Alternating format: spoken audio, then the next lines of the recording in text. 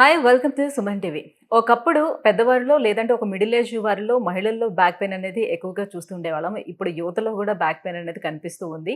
So వాళ్ళు ఎక్కువగా mobiles, laptops, ఈ గేమింగ్స్ ఎక్కువగా కూర్చొని ఆడే గేమింగ్స్ వల్ల కావచ్చు. సో ఇవి కారణాలు ఎక్కువగా చెప్పడం అనేది డాక్టర్స్ చూస్తూ ఉన్నాం. సో ఇది ఎలా స్పైన్‌ని ఎఫెక్ట్ చేస్తుంది? అండ్ దీనికి ఉన్నటువంటి పీఆర్‌పీ ట్రీట్మెంట్ బెస్ట్ ఆప్షన్ మనకి ఎలా అవుతుంది? ఎలా చేస్తారు? ఈ విషయాలన్నీ అడిగి తెలుసుకుందాం. మనతో పాటు ఉన్నారు డాక్టర్ మీనల్ చంద్ర ఫ్రమ్ ఈపీఆన్ pain management Jubilee Hills. Hello ma'am. Hello. Ma'am, so back pain అంటే లేడీస్ గుర్తొచ్చేవారు. లేదనంటే పెద్దవాళ్ళు గుర్తొచ్చేవారు. బట్ ఇప్పుడు యంగ్‌స్టర్స్‌లో కూడా బ్యాక్ పెయిన్ చూస్తున్నాం. సో మేజర్‌గా యంగ్‌స్టర్స్ చేస్తున్నటువంటి మిస్టేక్స్ ఏంటి? దేనివల్ల స్పైన్ ఎఫెక్ట్ అవుతుంది? First thing is lifestyle, stress, deadlines చేస్తున్నారు. Second thing is outside food, junk food. Third thing is smoking alcohol. Fourth thing is unnecessary sports activities, gymming without training. చాలా మంది gym కి వెళ్తున్నారు without trainer, without warmup, weight lifting చేస్తే back pain, neck pain start అవుతుంది. So ఈ reasons వల్ల young age లో, స్పెషల్గా యంగ్ మేల్స్ లో ఇది స్టార్ట్ అయింది. తర్వాత ఎక్కువ బైక్ డ్రైవింగ్, సిటీలోనే 70 కిలోమీటర్స్ 80 కిలోమీటర్స్ కంటిన్యూస్గా బైక్ డ్రైవ్ చేస్తే, అబ్నార్మల్ పోస్చర్, జంక్ ఫుడ్ వల్ల ఒబేసిటీ, బరువు ఎక్కువ అయిన తర్వాత. So all these are reasons for young patients with back pain. Lifestyle. So disc బల్జ్‌లు ఈ బ్యాక్ పెయిన్ లోనే ఒక భాగమా? ఎలా అవుతాయి ఇవి? డిస్క్ పెయిన్ మీకు తెలుసా? బికాస్ ఇది generally we talk about disc pain, disc బయటకి వచ్చినప్పుడు నర్వ్ కంప్రెస్ అయింది. బట్ బ్యాక్ లోనే, స్పైన్ లోనే multiple structures can cause pain.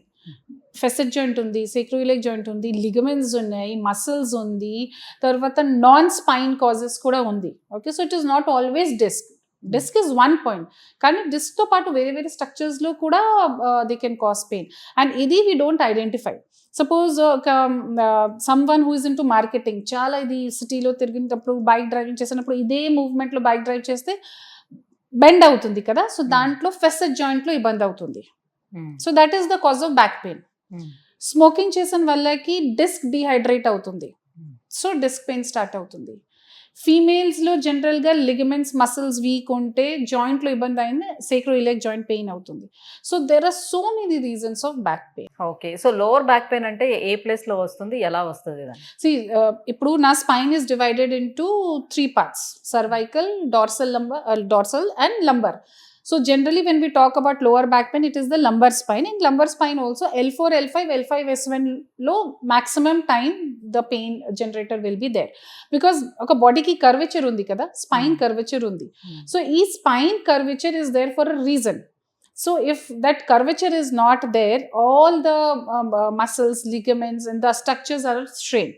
So that is why posture correction is important. The way we sit at work is important.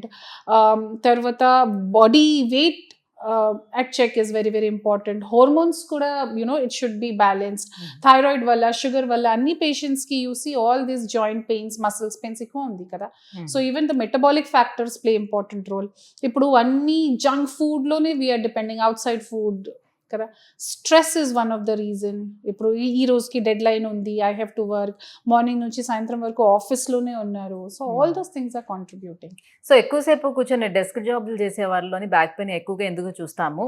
So మనం use చేస్తున్నటువంటి sofas, like chairs, లేదంటే bed, ఇవన్నీ కూడా ఎలా cause అవుతాయి? Continuous if స్పైన్లో movement లేకపోతే spine become stiff. ప్రతి బాడీ పార్ట్స్కి మూవ్మెంట్ ఉండాలి. ఎక్కువ యూజ్ చేస్తే ఆర్ తక్కువ యూజ్ చేస్తే both are dangerous. So suppose మీరు you're sitting on for some work, morning 9 o'clock you sat for the work, and if you're getting up at 1 o'clock, almost is 4-5 hours వరకు your muscle, ligaments, joint is in the same position, stuck అవుతుంది కదా movement లేకపోతే. So that is why continuous 1 hourలో at least 2-3 minutesకి stretching exercises or 2-3 minutesకి walking చేయాలి. So sitting వల్ల ఏమవుతుంది, అండర్ యూజ్ వల్ల, మసిల్ స్టిఫ్నెస్ వల్ల it keeps on increasing, causing you pain. So activity ఉండాలి, స్ట్రెయినస్ యాక్టివిటీ చేయకూడదు, under use of muscle is also dangerous. అంటే ఇలాంటి పెయిన్ వచ్చేటప్పుడు మేజర్‌గా ఫస్ట్ చేసేది వితౌట్ డాక్టర్ అంటే ప్రిస్క్రైబ్ చేయకుండానే వాళ్ళు ఫిజియోథెరపీకి వెళ్ళడం చేస్తారు. లేదనంటే చాలామంది టాపికల్స్ ఎక్కువగా అప్లై చేస్తుంటారు. లేదంటే మసాజ్ సెంటర్‌లో మసాజ్ చేసుకుంటూ ఉంటారు. సో పెయిన్ ఉండేటప్పుడు ఇవన్నీ చేసుకోవటం వల్ల ఏమైనా ఇంకా డ్యామేజ్ అయ్యే ఛాన్స్ ఎంతవరకు ఉంటుంది? See, ఇప్పుడు if it is a mechanical pain means మీకు తెలుసా నేను ఈ రోజు పని ఎక్కువ చేశాను, నా పోస్చర్ కూడా బాలేదు, ఆ టైంలో నొప్పి ఉంటే కొన్ని ఆయింట్మెంట్ అప్లై చేస్తే, ఆయిల్ అప్లై చేస్తే, చిన్న చిన్న స్మాల్ సాఫ్ట్ మసాజ్ చేస్తే పర్లేదు.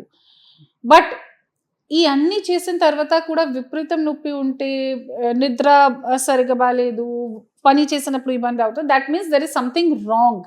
ఆ టైంలో తప్పకుండా you have to get yourself evaluated. Either you go to a physiotherapist who's trained, either you go to a doctor, but do not go to massage centres. ఇంకా ఇది chiropractor వల్ల కొన్ని చేస్తున్నారు కదా సౌండ్స్, ఇది cracking this is bad. So social మీడియాలో ఎక్కువగా ఇది కనిపిస్తుంది. మేబీ ఇలా చేయడం వల్ల వెంటనే సెట్ అయిపోతుందేమో అని అనుకుంటున్నారు. సో ఇఫ్ ఇన్ కేస్ ఏదైనా వర్కౌట్ కాకపోతే, సో అలా వచ్చిన పేషెంట్స్ ఎవరైనా ఉన్నారా మీ దగ్గరికి? ట్రీట్మెంట్ ఎలా ఉండాలి? If you go for a treatment, what you see, దాంట్లో ఇఫెక్ట్ ఉందా లేదా, second what are the side effects కదా. So you don't want any treatment where side effect is more then effect. ఓకేనా? సో దాని ప్రకారం we have to use our brain and do కదా. If you go to physiotherapy, కొన్ని mechanical problem ఉంటే it will get fixed, but physiotherapy వల్ల side effects ఉండదు. So that is a good thing. Doctor దగ్గర వెళ్తే they will give you some tablets and all those things, set అయితే okay, but పెద్ద problem ఏమి ఉండదు. But when you do massages, crackling, all those things, ఇది suppose disc problem ఉంటే disc ఎక్కువ అవుతుంది, సమ్ టైమ్స్ నర్వ్ కంప్రెస్ అయిన తర్వాత సడన్ డెత్ కూడా అవుతుంది. సో ఇది just you went for a back pain and then you lost your life is not good కదా. సో బ్యాక్ పెయిన్ అనేది చాలా రకాలుగా ఉంటుందని చెప్పారు కదా. సో ఏ బ్యాక్ పెయిన్ కి పిఆర్పి ట్రీట్మెంట్ అనేది వర్క్ చేస్తుంది? ఎనీ బ్యాక్ పెయిన్ కూడా వర్క్ చేస్తుందా? ఇప్పుడు we have to identify pain generator. Disc problem ఉంటే, డిస్క్ లో టేర్ ఉంటే పిఆర్పి ఇంజెక్ట్ చేస్తాం ఇక్కడ డిస్క్ లోనే. నర్వ్ లో వాపు ఉంటే నర్వ్ కి రికవరీ కోసం పిఆర్పి నర్వ్ లో ఇంజెక్ట్ చేస్తాము. జాయింట్ లో ప్రాబ్లం ఉంటే జాయింట్ లో ఇంజెక్ట్ చేయాలి. మసల్లో ప్రాబ్లం ఉంటే, లిగమెంట్లో ప్రాబ్లం ఉంటే ఎగ్జాక్ట్గా ఇదే ప్లేస్లో పిఆర్పి ఇంజెక్ట్ చేయాలి. సో జనరల్గా పిఆర్పి ఇప్పుడు ఆల్ టైప్స్ ఆఫ్ పెయిన్ కండిషన్స్లో, ఆల్ టైప్ ఆఫ్ స్ట్రక్చర్స్లో హెల్ప్ అవుతుంది. ఇప్పుడు చాలామంది orthopaedic doctors are using for fracture also. So fracture ఉంది కదా, సో ఫ్రాక్చర్లో రాడ్ పెడతారు, ప్లేట్స్ పెడతారు కదా, ఇంకా ఫాస్టర్ హీలింగ్ కోసం ఇది పిఆర్పి కూడా ఇంజెక్ట్ చేస్తున్నారు. సో దానికి కూడా ఇప్పుడు పిఆర్పి వర్క్ అవుతుంది. So PRP works in all situation. So PRP చేస్తుండేటప్పుడే సైమల్టేనియస్ గా మీరు ఫిజియోథెరపీ కూడా సజెస్ట్ చేస్తారా, లేకపోతే మొత్తం ట్రీట్మెంట్ అయిపోయిన తర్వాత ఫిజియోథెరపీ? కాదు, పిఆర్పి చేసినప్పుడు టైంలోనే ప్రోటోకాల్ ప్రకారం ఎక్సర్సైజ్ స్టార్ట్ చేయాలి. ఓకే, బికాస్ పిఆర్పి వల్ల హీల్ అవుతుంది. Strengthening will come with exercises.